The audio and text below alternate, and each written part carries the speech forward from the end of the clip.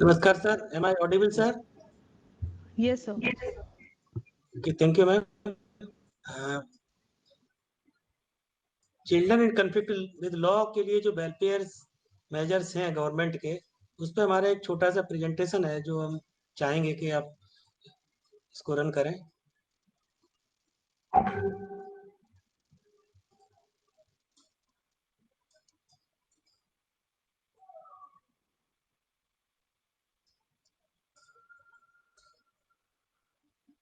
सबसे पहले जो हम कहना चाहते हैं, जो एक्ट है इसमें प्रिंसिपल एक्ट, जैसे juvenile justice care and protection act 2015 which is amended in 2021।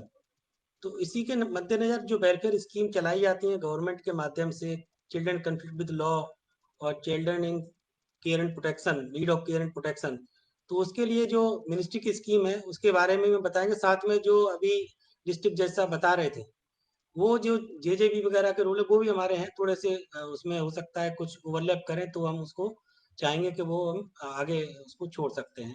आगे नेक्स्ट प्लीज। तो सबसे पहले जो स्ट्रेटेजी अरेंजमेंट जिसकी बात कर रहे थे डिस्ट्रिक्ट जज साहब कि child in conflict with law and children in need and care and protection, तो उसके लिए चाइल्ड को डिफाइन किया एक्ट ने, a person who has not completed 18 years of age. सबसे पहले तो ये है इसमें।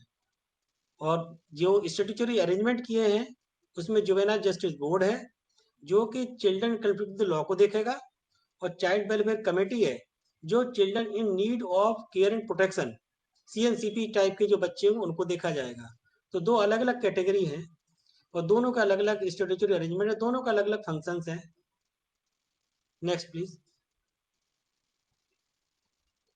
जे एक्ट का जो बेसिक जो ऑब्जेक्टिव है वो है कि स्पीडी डिस्पोजल किया जाए केसेस का, जो बच्चों के ऊपर हो, जो 18 साल से छोटे बच्चों के ऊपर किसी टाइप के केसेस आते हैं, और उन बच्चों को रिफॉर्म किया जाए, रिफॉर्म के साथ में रिहेबिलिटेट किया जाए यदि उनकी जरूरत है रिहेबिलिटेशन की, ये गवर्नमेंट के माध्यम से होना चाहिए, और उसको रेस्क्यू किया जाए, रेस्टोरेशन भी किया जाए यदि जरूरत है, और कहीं ऐसा जरूरत पड़ती है कि बच्चा किसी ऐसी स्टेज पे है कि रिपेट्रिएशन की जरूरत है, तो उसको रिपेट्रिएट भी किया जाए, इससे कि जो उसका जो मेन है कि बेस्ट इंटरेस्ट ऑफ चाइल्ड जो क्या हो सकता है, वो जे एक्ट अपने इसमें ऑब्जेक्टिव में, इसमें बेसिक ऑब्जेक्टिव्स हैं जे एक्ट के। Next please. इसी को थोड़ा इलेबोरेट किया है जे एक्ट को। स्टेक होल्डर्स का जो रोल है वो क्या करेंगे, गार्जियन की तरह काम करें और पेरेंट सब्स्टिट्यूट करें पेरेंट की तरह बच्चे के लिए। गोल ये नहीं है कि बच्चे को पनिश करना है, गोल ये है कि बच्चे को, जो सीसीएल टाइप के बच्चे हैं उनको काउंसिल किया जाए, उनको रिफॉर्म किया जाए, और safe guard and work for the best interest of child जो हो सकता है वो किया जाए। उनका इम्प्रूवमेंट, बच्चों का mental and physical health, guidance for academic vocational training, उनको rehabilitate the child along with sustainable development, उनका डेवलपमेंट कैसे हो सकता है जो सस्टेन करे उस एंगल से, इससे कि वो सेल्फ सफिशिएंट भी बने। Next please. ये स्ट्रक्चर है हमारा जो जेजेबी, जो जुवेनाइल जस्टिस बोर्ड बोलते हैं, जो कि डिस्ट्रिक्ट में रहता है, जिसमें एक प्रिंसिपल मजिस्ट्रेट लेवल और मेंबर्स होते हैं, और जिसमें मेंबर्स के साथ में सोशल वर्कर और सोशल वर्कर एक वुमेन को रखा गया है। ये मैंडेटरी प्रोविजन है कि ये स्ट्रक्चर हमें फॉलो करना है, एज पर एक्ट है ये। Next please. पावर्स जो है वो डिस्ट्रिक्ट जज साहब जो बता रहे थे करीब करीब वही हम ब्रीफ में यहाँ बताते हैं। तो जो बेंच है इसमें जेजेबी की, उसमें shall have powers conferred by the criminal procedure code CRPC on a metropolitan magistrate or as the case may be a judicial magistrate of the first class. Board has exclusive jurisdiction to deal with child in conflict with law. जो भी CCL बच्चे हैं उनको वो exclusive jurisdiction है उनका, उसको cognizance लेना है crime committed against the child, monitor of CCL के जो इंस्टीट्यूशन उनको मॉनिटर करना है।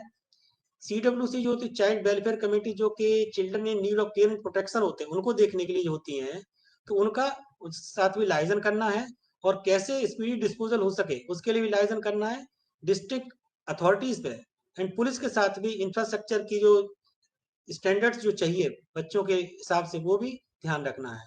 send quarterly reports to state and district child protection units, state government, वो स्टेट गवर्नमेंट के साथ में रिपोर्ट्स वगैरह की जो जरूरत जो रिक्वायर्ड है वो भी शेयर करनी है। Next please. तो अब इसी के सिलसिले में हमने जो वेलफेयर मेजर्स जो सेंट्रल गवर्नमेंट के हैं उसमें है कि जो children distress situations are mandatory care and protection, तो इसके लिए दो टाइप के प्रोविजंस किए गए हैं, एक इंस्टीट्यूशनल प्रोविजन है, एक नॉन इंस्टीट्यूशनल प्रोविजन है।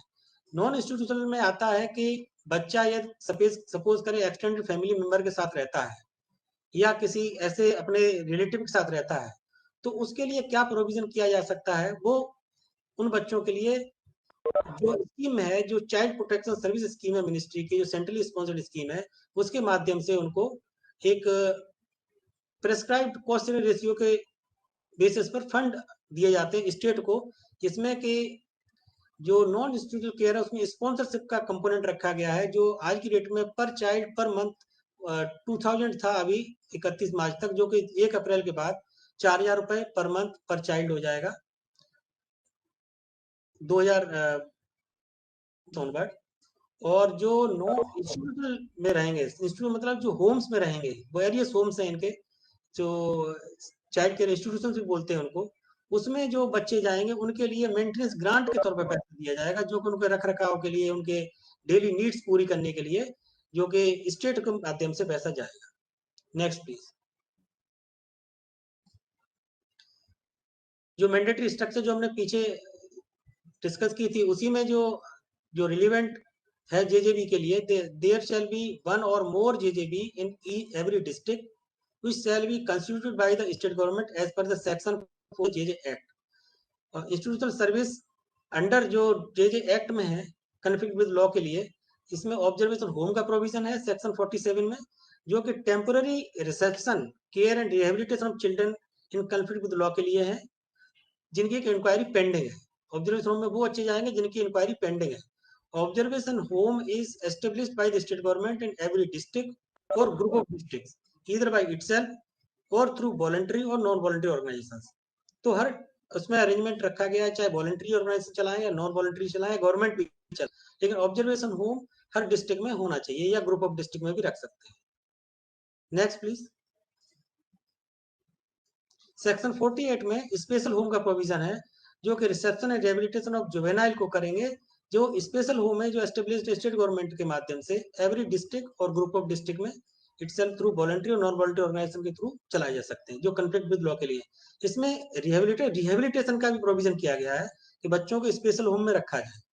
इसमें एक स्पेशल होम में ये है कि उनके साथ और भी बच्चे रह रहे होंगे, तो वहां बच्चों के साथ वो घुल मिल करके रह सके, जिससे कि उनको सेम एज ग्रुप के हों, इस टाइप के बच्चे भी उसमें देखे जाते हैं कि बाल लड़के हैं लड़कियां हैं तो उनका अलग अलग कैसे आप प्रोविजन कर सकते हैं। तो वो स्पेशल होम का भी प्रोविजन है, जो कि डिस्ट्रिक्ट लेवल पर अलग अलग कैटेगरी का लिए भी, लेकिन एक ही होम है जिसमें कि अलग अलग टाइप के बच्चों को रख सकते हैं, ये प्रोविजन इसमें है। Next is place of safety, it is section 49 में प्रोविजन है, जो कि institution is meant for person जो कि 18 साल से, होता क्या कभी बच्चे ने कुछ क्राइम किया और इंक्वायरी चलते चलते 18 साल से बड़ा बच्चा हो गया, तो उस केस में प्लेस ऑफ सेफ्टी में उसको रखना होता है। तो इस केस में कभी कभी 18 साल से बड़ा बच्चा भी हमें रखना पड़ता है, जब जनरली ये 16 से 18 साल के बच्चों के लिए है जिन्होंने हीनियस क्राइम किया हुआ था। इनको थोड़ा सा ये रहता है कि इन पे थोड़ा हमें वॉच रखना होता है, क्योंकि इनको ज्यादा और बच्चों के साथ में रखने में कभी कभार ऐसा लगता है कि उनको थोड़ा वॉच करने की जरूरत है, किसी और बच्चे के साथ कुछ और घटना न घट सके, इस वजह से उनको थोड़ा सा वॉच में रखना होता है। Otherwise it is also similar to a home, इसका के बाकी जो नीड्स वगैरह हैं बच्चे की सारी नीड्स वहाँ फुलफिल की जाती है, जो कि केयर एंड प्रोटेक्शन के पॉइंट ऑफ व्यू से उनकी जरूरतें हैं। Next please. जो पीछे हमने जो बात की थी स्पॉन्सरशिप, तो स्पॉन्सरशिप का प्रोविजन किया हुआ है हमने सेक्शन 258 में जेजे एक्ट में, जो कि सप्लीमेंट्री सपोर्ट है, फाइनेंशियल के तौर पे सपोर्ट के तौर पे दिया जाता है, जिससे कि बच्चे की मेडिकल एजुकेशनल डेवलपमेंटल नीड्स पूरी हो सके। इसी टाइप से फोस्टर केयर है, यदि बच्चा फोस्टर केयर में रहता है तो उसको नॉन इंस्टीट्यूशनल केयर के सपोर्ट के तौर पे उसको जो 4000 रुपीज का प्रोविजन है वो उनको पर चाइल्ड पर मंथ के बेसिस पे किया जाता है, जो कि डोमेस्टिक एनवायरनमेंट में बच्चे को रखने की कोशिश की जाती है under foster care. After care में क्या है कि बच्चा सपोज करिए कि 18 के बाद बच्चे की जरूरतें हैं, 18 से 23 साल तक का उसमें प्रोविजन किया गया है, तो 18 प्लस 5 साल और तक आफ्टर केयर में बच्चे को रखा जा सकता है, जिसमें कि वो डिसाइड करती है चाइल्ड वेलफेयर कमेटी कि उनको किस तरह सपोर्ट किया जाए, इंस्टीट्यूशन के थ्रू किया जाए, नॉन इंस्टीट्यूट केयर के थ्रू किया जाए, वो उसमें आफ्टर केयर में आ जाता है। Next please. इन्वायरमेंट की बात की कि जहाँ जैसा बता रहे थे कि बच्चे जब पेश हों, जब कहीं आए, तो ऐसा नहीं लगना चाहिए कि कोई बहुत कोट या उसके सिविल ड्रेस में रहना चाहिए। ऐसा लगना चाहिए जैसे फैमिली के साथ में कहीं बात कर रहे हैं, फैमिली मेंबर्स के साथ बात कर रहे हैं, इससे बच्चों में थोड़ा कॉन्फिडेंस हो, वो बात कर सकें, ऐसा ना लगे उनको कि किसी वजह से कि ज्यादा ही सिचुएशन ऐसी नहीं होनी चाहिए जैसे पुलिस कस्टडी टाइप का इंटरोगेशन हो रहा है, उस टाइप का लगना नहीं चाहिए। जब बातें तो करीब करीब हमें पूछना है, तो मेरे इन्वायरमेंट की बात की गई है इस पिक्चर के माध्यम से कि हम जब बच्चों को प्रोड्यूस किया जाए, तो सारे के सारे जो जितने भी ऑफिसर्स हों वो अपने क्लॉथ में। Thank you.